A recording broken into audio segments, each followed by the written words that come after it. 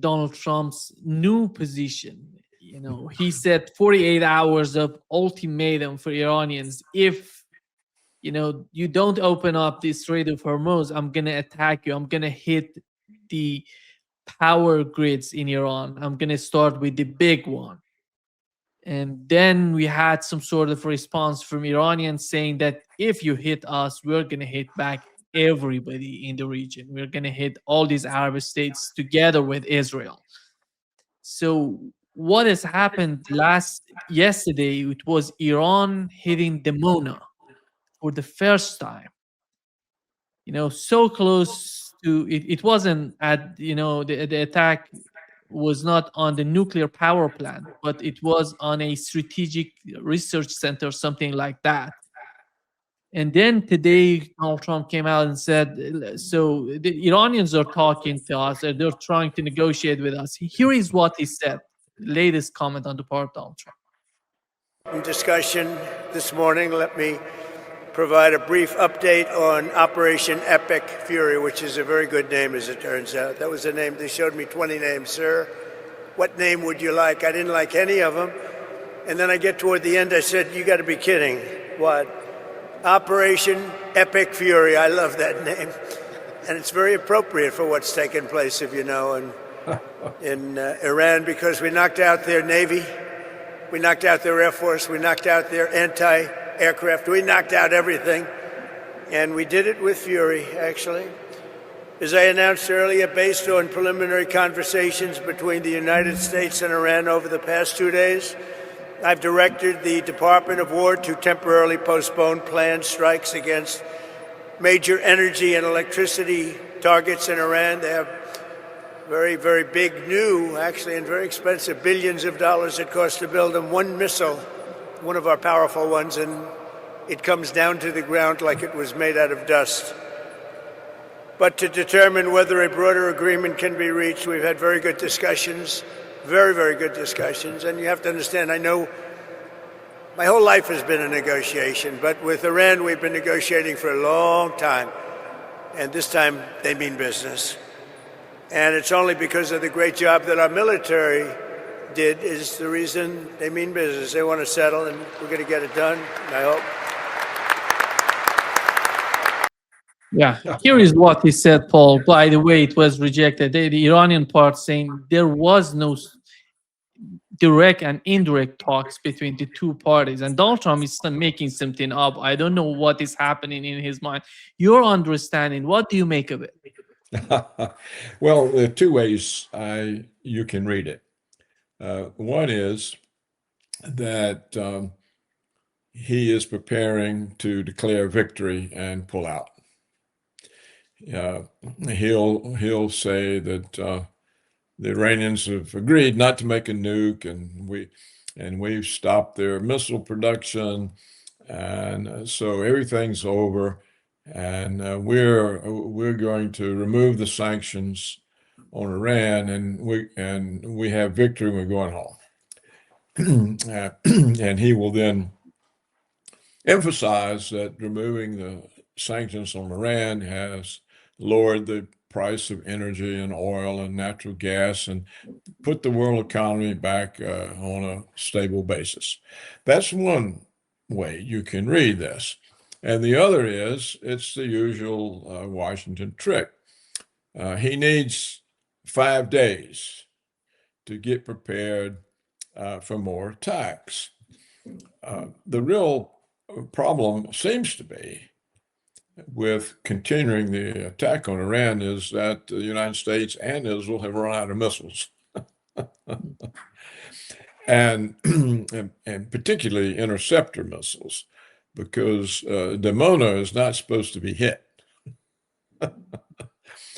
and neither was Diego Garcia, 4,000 kilometers away, which is supposedly, according to American military estimates, twice the length that an Iranian missile can travel. So you can see that Trump said, we got in over our heads. I need 5 days to get forces assembled and so on.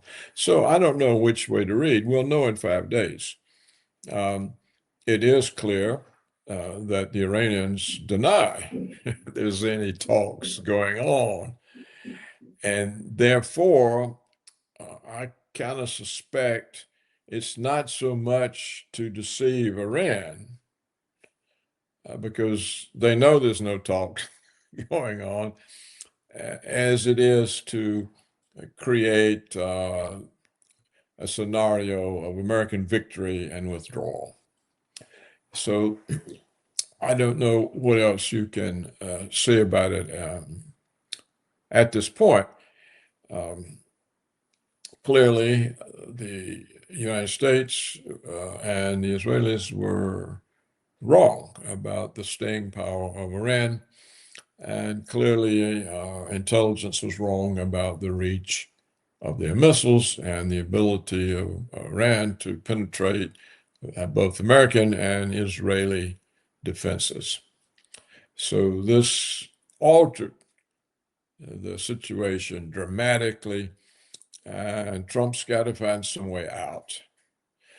It suits me fine if he declares victory and goes home, because at least that removes the American possibility of using nukes against Iran. I would rather Trump save face by declaring victory and leaving.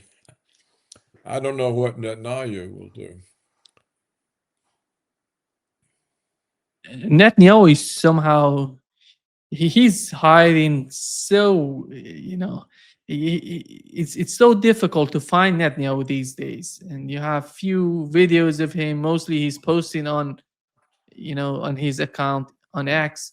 But the problem, Paul, it seems to me that Israel is not. Do you think that Israel is getting to the point of somehow telling Donald Trump that we are not going to be capable to defend ourselves? So you may come in again. You remember during the last days of 12-day war, how Donald Trump decided to interfere and to save Israel. Because today it's not just yesterday. Today they hit Dimona again. Yeah. And this is going to continue. Well, I think they should go ahead and hit it, and not so much the nuclear power station, but the silos where the Israeli nuclear missiles are. If Iran would knock out the ability of the Israeli nuclear missiles, the war would be over, because that's the only real card Israel has left. I think Trump realizes that he let Netanyahu get him into a difficult situation. And Iran did not collapse in 3 days. And Trump faces a midterm election, which, if he loses it, he's lost the House and Senate. And so he essentially hasn't any power and will face impeachment. And so whether he would let Netanyahu draw him back into it, I don't think so. He might, because the alternative, Nima, could well be that Netanyahu says, well, okay, then we'll have to nuke Iran, because we can't let them destroy us. We're out of interceptors. Our system doesn't work anyhow. They can hit our nuclear facilities.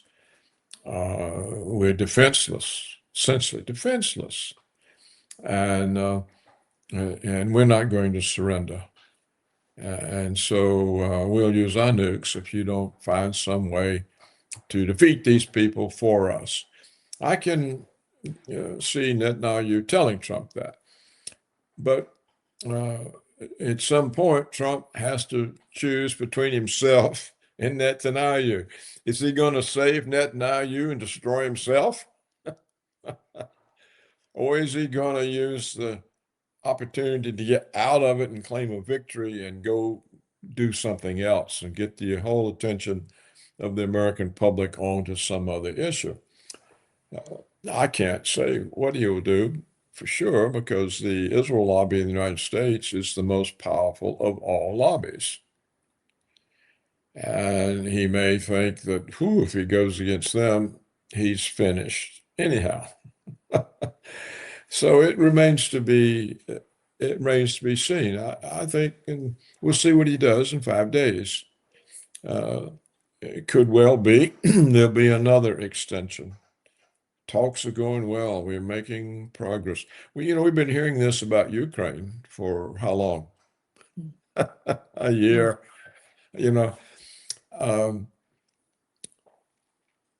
Clearly, Nema, it was a disastrous mistake the Trump administration made.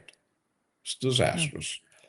Clearly, the Israel lobby is dominant in American decision making about the Middle East. They've had us at war for Greater Israel for a quarter of a century. We destroyed Libya, Iraq, Syria. And now we're supposed to destroy Iran. Well, that's a different proposition. It's a huge country. It's as large as Western Europe. And it's got maybe 100 million people. What do the Israelis have? 8 million. They can't cope with that. And the Iranians, they're very slow to violence. You really have to provoke them. They're slow to violence, but they've had so many provocations that they're not likely to accept anymore. So Israel is kind of hemmed in. Trump's hemmed in. So we'll have to see, who does Trump decide is most important, him or Netanyahu? Yeah. Here is what, Paul, what the Iranian commander Mohsen Rezai, he's so much, close to the leader of Iran, and he said the war continues until all damages are compensated, all economic sanctions are lifted, and a guarantee is obtained that the United States will not interfere in Iran's affairs. And these are, it seems, the plan shows me that the war would continue, and there is no end to this war, as Iran is talking about it. And Donald Trump somehow is trapped in some sort of quagmire right now. How do you see the situation, considering these demands on the part of Iranians? Well, I think it shows Iranian confidence. And I've tried to investigate this as, best as I can. The real difference in ability to stay in a long-term war seems to be on Iran's side, because they've been making and storing missiles for 20 or more years. They have a huge supply, and the United States and Israel are out. And it takes the United States a very long time to make very many missiles. So on the missile front, the United States and Israel are they're not players. They're not in the game. And so, and also navies. The navies are not in a game. If the Iranian ballistic missiles can hit 4,000 kilometers away, that means all the American aircraft carriers have to be far outside the range of battle. The jets that they carry can't get to the battle and back without being refueled. It may be more than once. I don't really know. So we are in a huge disadvantage. And they talk about, okay, we'll put boots on the ground. And so allegedly now a division of paratroopers have been called up and deployed, and a few Marines have been sent. But there's not enough troops there to even consider invading Iran. I mean, it would take 100 times their number, you know, and the United States doesn't have them. And so any boots on the ground would be a very limited thing, maybe Card Island. But what would that achieve? It wouldn't achieve anything. Moreover, how would we get them there? How are you going to get the troops there? And if you get them there, how are you going to get them out? So it would be a sacrifice of the troops. Surely someone in the military has the courage to tell Trump what he doesn't want to hear. That no, if you put those troops there, it's goodbye to troops. You won't see them again. Um, so he really has the only alternative that Israel and the United States have for continuing the war. Well, actually, there's two alternatives. One, the Iranian liberals resurge and agree to some stupid settlement that merely postpones the conflict. It won't go away. I don't think That's not going to happen, Paul. I That's think not you're gonna right. I know, but I had to mention it. I don't think it's going to happen. Yeah. And the other is to use nukes. Now, if they use nukes, I don't think Netanyahu is concerned, but I think the United States would be, because it lets a genie out of a bottle. It's been locked up since 1945. And what would be the effects of the nukes, the radiation, is the whole area there, you know, it's a big area. And what would it tell the Russians and the Chinese? See, both of those governments have been, in my view, very foolish, trusting Trump, wanting to negotiate. You know, the Chinese want to have trade talks. What for? But the talks don't mean anything.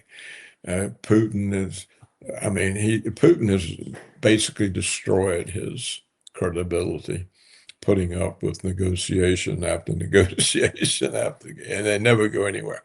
So it finally tells these two rather dim-witted governments that, hey, look, this could happen to you.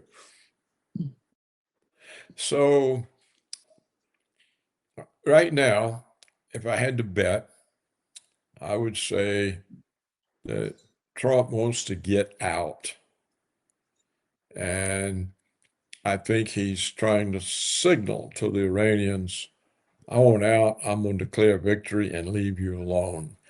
And of course, if you go along with this, I'm going to remove the sanctions. So if I had to bet, I would say that's what's in the works. On the other hand, since the Israelis did attack the large Iranian gas reserves without clearing it with Trump, they might also use nukes without clearing it with Trump. And if the Iranians are worried about that, it might restrain them from actually achieving the victory, which is at hand. I think right now, only the Iranians can throw away their victory. And if they're fearful that if they achieve a victory, they'll get nuked by Netanyahu, they may avoid taking it. So that's the only solution, or it's about all I can say about it, Nima. I don't know what will happen. Today, Paul, I talked with Professor Ted Postel.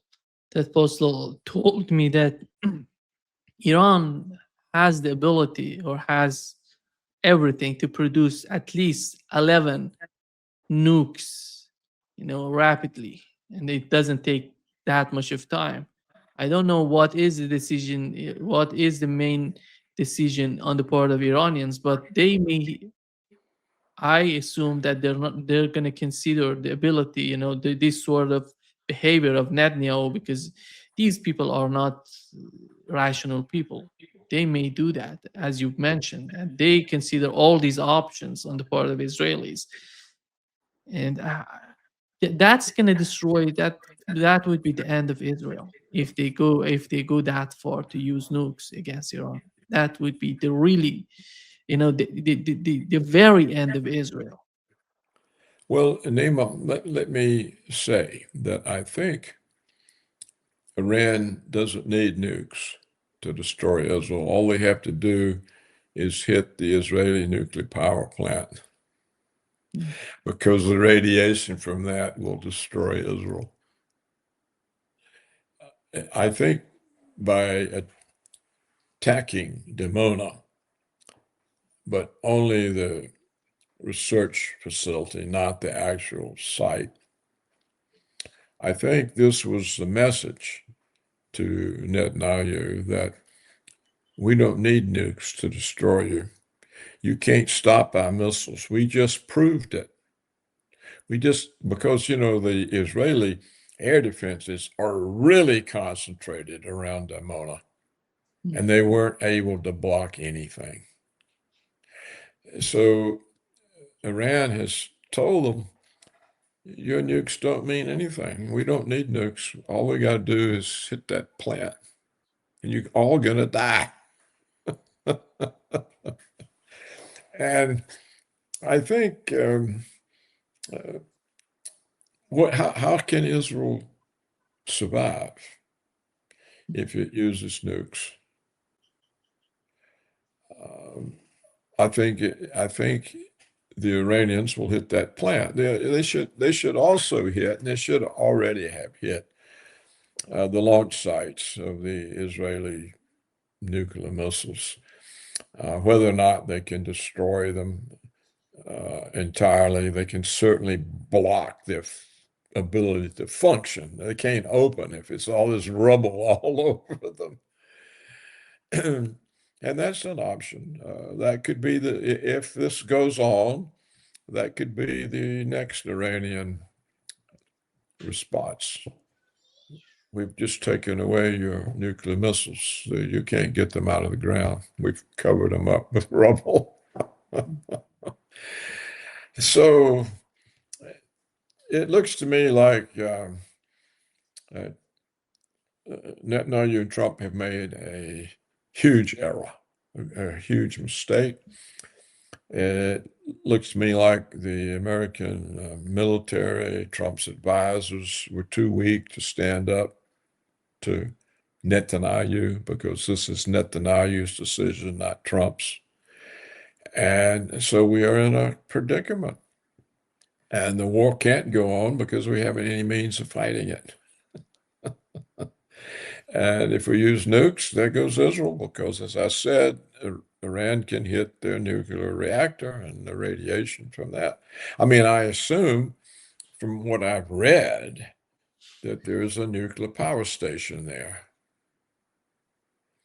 And if that's the case and it gets hit, then there's no cooling, there's no cool down, and the thing blows up and it's radioactive. So it's like a huge nuclear weapon going off. That's my understanding of it. Now, maybe all that's wrong. It's so hard to get good information. You never really know. But so we'll see in 5 more days what the next